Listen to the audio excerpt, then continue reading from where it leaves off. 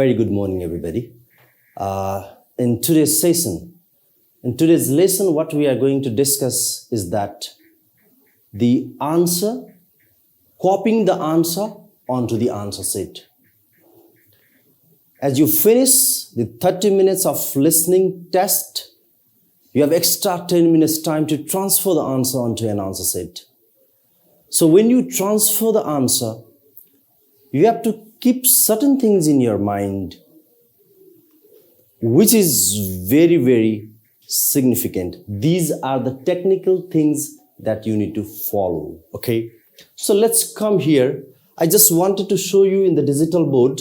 I wanted to make you more clear out here in this way. Like you see over here. All right, so you can see the same answer sheet. You will get the same answer sheet in your real test, okay? So when you get this real test, whatever you have written in your question booklet, that doesn't matter. So lately you get time to transfer the answer over here on the answer sheet. So you need to follow certain rule and regulation. For example, please write your name below, right? You are told to write your name. So far, you need to write your name out here. So how do you write your name? Okay, so let's see.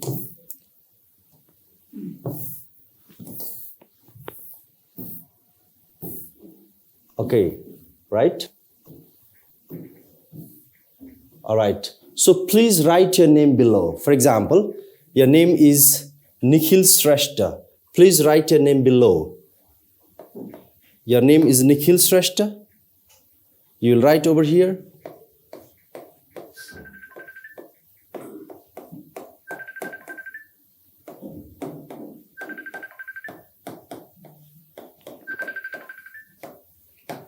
Nikhil Shrestha. And then, so now what you have to do is like center number. So they will tell the center number in your test center. And like you see, you are also told to, so you are also told to write the 6-digit candidate number in the boxes and set the number in the grid on the right in pencil. So now look here. So what you will do here is that you will write the candidate number. For example, your candidate number is, for example, your candidate number is 02186. How many letters altogether? 1, 2, 3, 4, 5, 6, for example. You have 6-digit candidate number. Like you can notice out there 021867, for example. Like you write the 6-digit candidate number over here. You begin from the very beginning. Like you are told to write 0 because your candidate number is 0. You have to fill up this gap. Look here. So 0. And then the second number is not on the same place. It's on the grid order. Second, 0, 2. So 2 on the next level. Look here. You have to fill up this one. So the next number is 1. So again, you have to fill up in this way. So the next number is again 8. And the next candidate number is 6.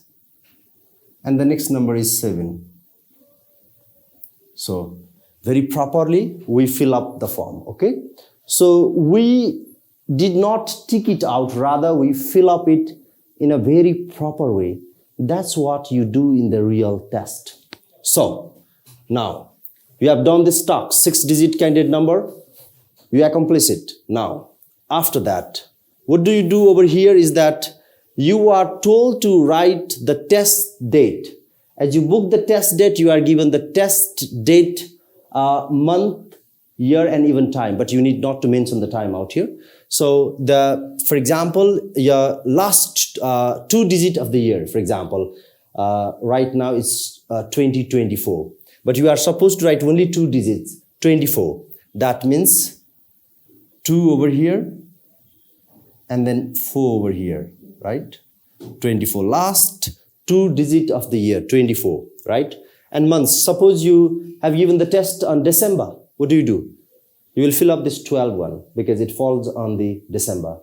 Like you get the test as it is January today, so you get the test on February, for example, or even March. What do?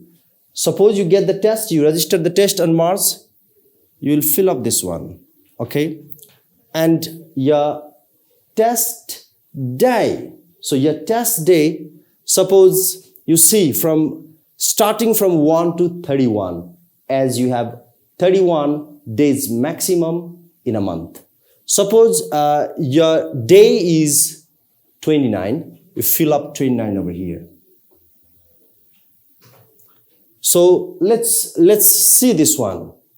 So center number, you will note it out there. They will provide you the center number, for example, 014. For example, center number might, differ as well. So you see the 6-digit number, you fill up this one, and you have mentioned your real test year, month, and then the day. And now you have fill up this form, okay? So now your second job, what you gonna do out here? Second job, right?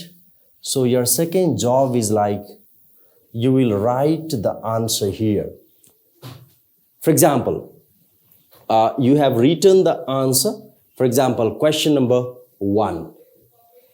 In your listening question booklets, for example, you have circled A. Okay, so what are you gonna do out here? You just write A and circle it? No, it would be wrong if you do that, okay? So what you're gonna do is that you simply, what you do is that you simply erase it, okay? So you simply erase it and you write over here. What do you write? For example, you have written, you got the answer A in this way. For example, answer number 2, B, right? It should be pretty much clear, like B. For example, answer number 3, C. Suppose C. However, you have written in this way, like you have noted in this way, like A, B, or C. Look the line, the below line. You have crossed the border. So that's not supposed to be the good answer, as your answer sheet would be checked from computers.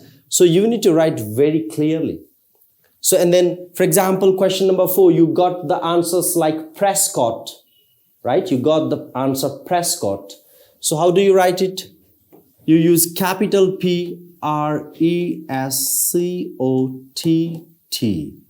So it needs to be pretty much clear.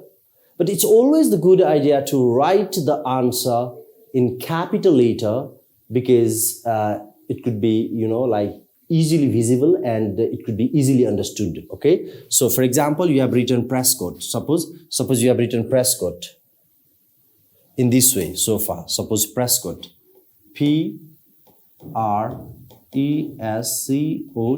for example. So it's quite clear. So it's always the good idea to write in capital letter. Even you can write in capital letter and in small letter, right? But once you write in a small letter, what happens is that there are some letters which really makes the person more confused. For example, you have written the word like this, okay? For example, like this. So it is supposed to be like V and R as well. It's quite difficult to understand. So what do? Like you have written in the capital letter, it's quite clear that you have, written R.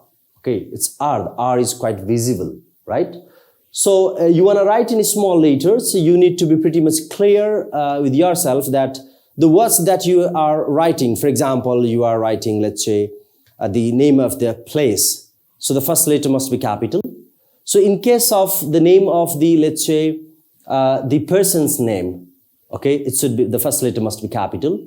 And postal code, almost all the letters must be capital. So these are some of the things that you need to understand when you copy the answer onto the answer sheet. Even you can write in a small letter. Be careful. When you write the answer with a small letter, use capital letter in case of proper noun. And accept that you don't want to get inside all those things, then you can simply write all those 40 letters in capital as well. You understand? Okay. So this much only for today.